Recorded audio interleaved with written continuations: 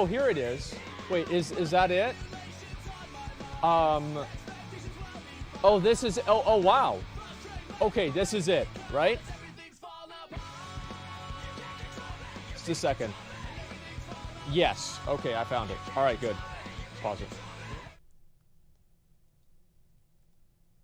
Hey everyone, and welcome back to the news. Apex Legends has been performing fantastically, both in terms of player reviews and player numbers. And most importantly, gameplay, because I don't get shot through a fucking wall.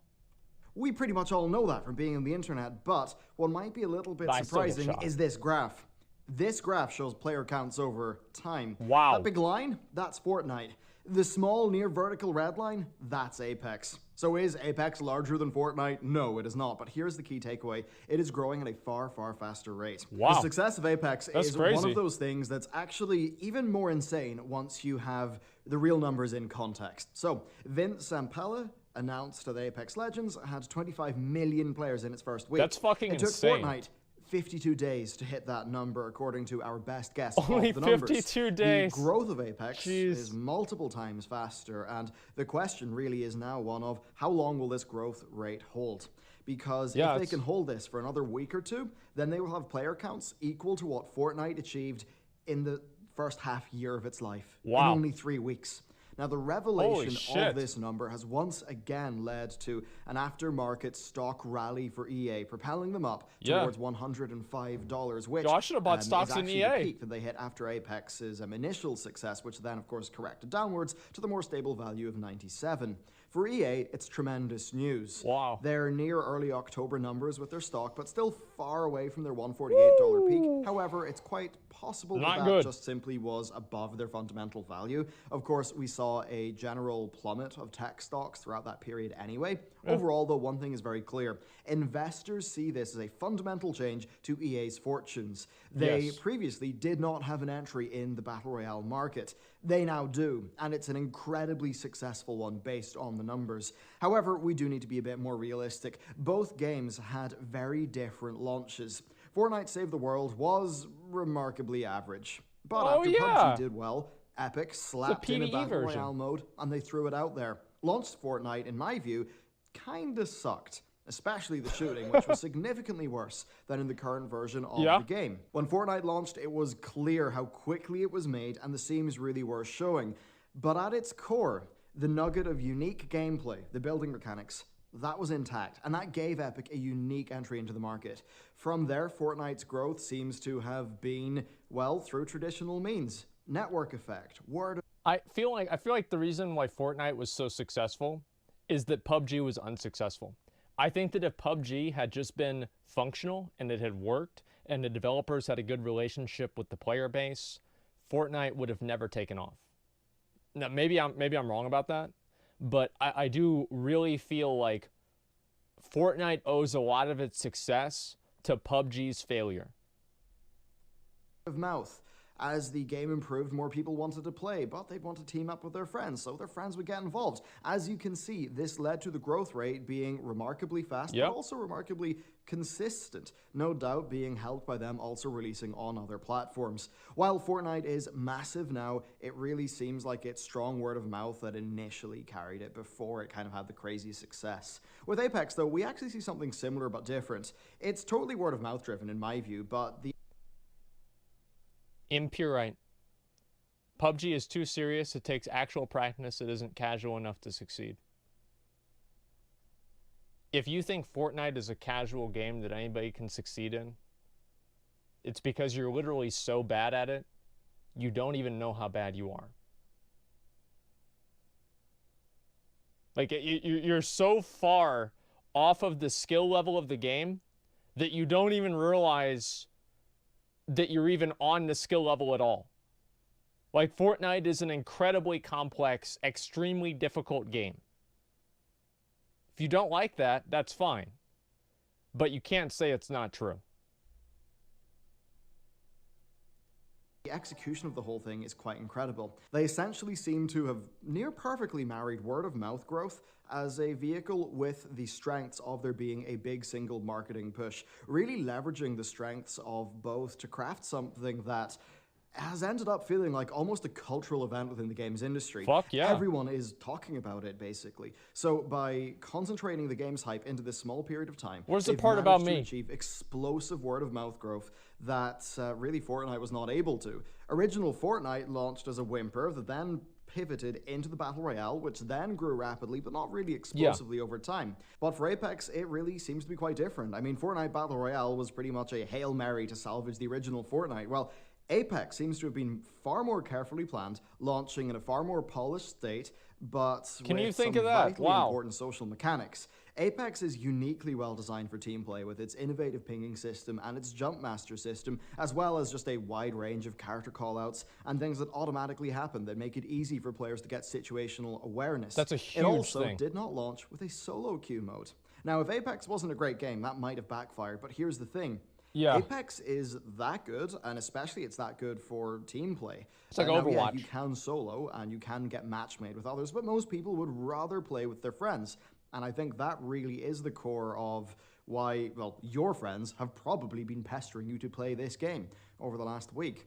Now, there's a lot more to go into with the success of this game. I think it shows there was a hole in the market, a battle royale shooter aimed at a more core demographic. Fortnite Shut the really fuck is up, quite good dumbass. I mean, it started to get worrying that it was actually bleeding into the rest of the industry with the insane Battlefield skins that everyone would just go super goofy for the sake of the sweet, sweet microtransaction money. Well, with Apex, we see something really a lot more adult aimed. Well, okay, either adult or, you know, a 15-year-old who thinks that things with rounded shapes are for lame losers.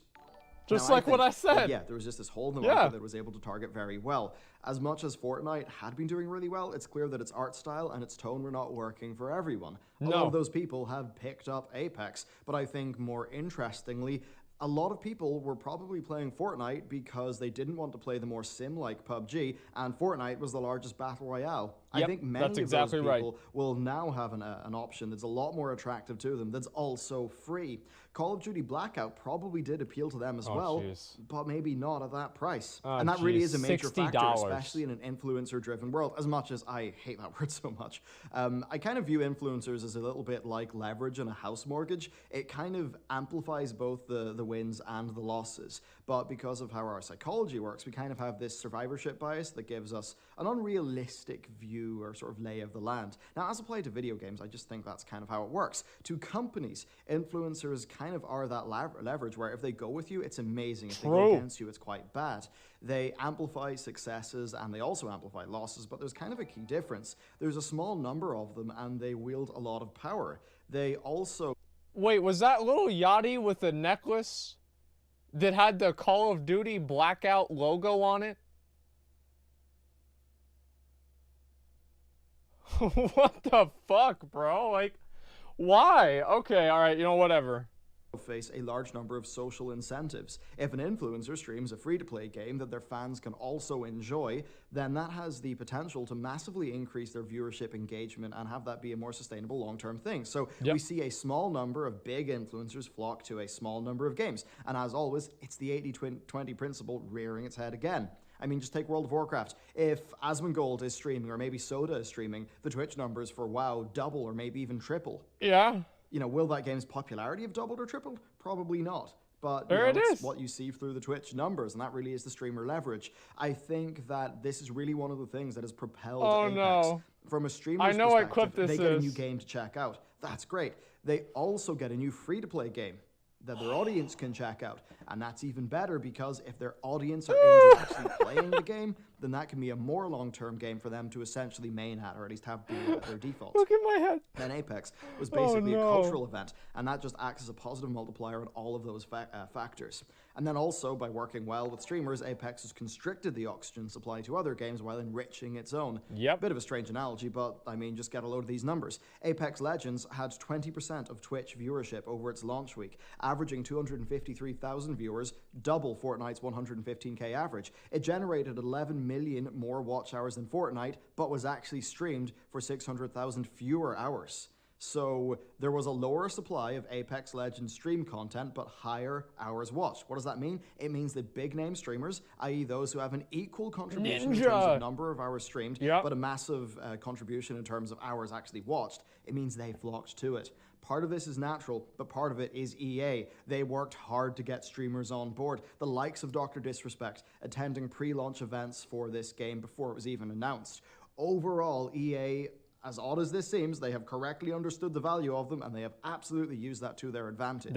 Do you know who doesn't do that? And I'm going to get a bit personal here. Who doesn't do that? I can't believe I'm saying that Blizzard need to take a leaf from EA's book, but man, they really need to. Imagine being in a world like this is like an episode of Black Mirror. Blizzard needs to learn from EA. Oh no! Oh no! Okay, let's go. Not to smack talk anyone, but putting safe streamers on the launcher and, you know, putting me in the launcher for that promo thing we did, that's not enough.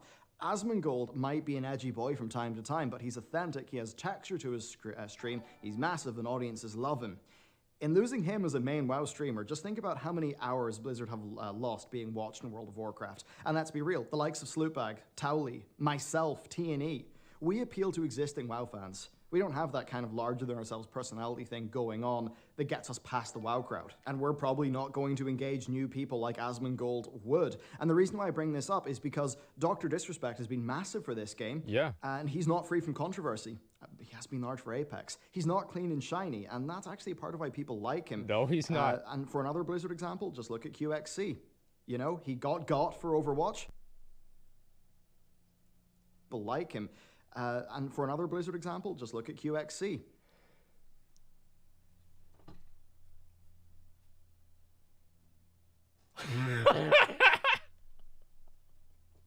Cheeto.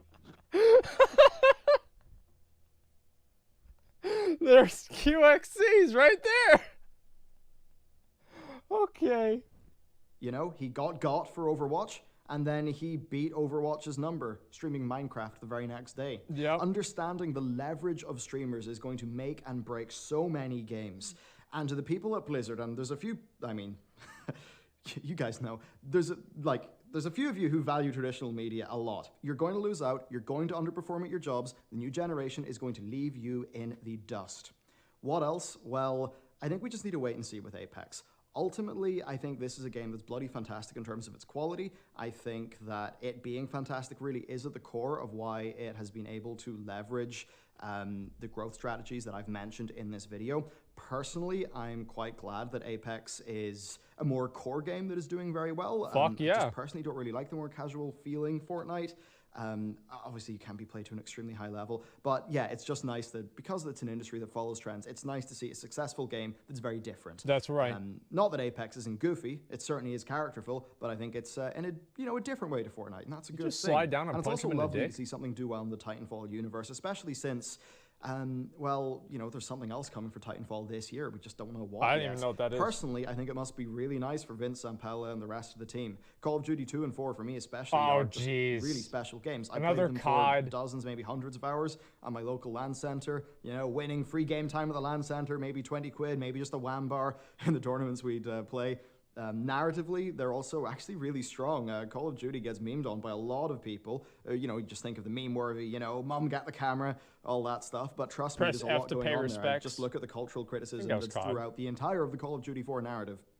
Anyway, seeing them struggle as that series did better, especially, you know, leaving Infinity Ward, that was kind of rough. Then seeing them struggle with Titanfall for years was kind of rough. So for them, it must be really nice to finally have that other big success, especially because it's one that is grounded in them making a really, really solid game. So there you go. That is my thoughts on Apex, how it has affected the EA game stock, what that means for the industry, the sheer that's the crazy fucking velocity of its growth, as well as the power of getting streamers on board. And yes, some little shots fired at Blizzard because, I mean, yeah, look, there's people there that are pretty out of touch. So they need to get with the game. Anyway, thank you very much for watching this video. And with that, I will see you next time.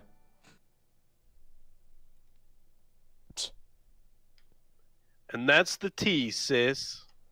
There it is, man. Like, I don't even know what else to say. Like, I mean, like, fuck.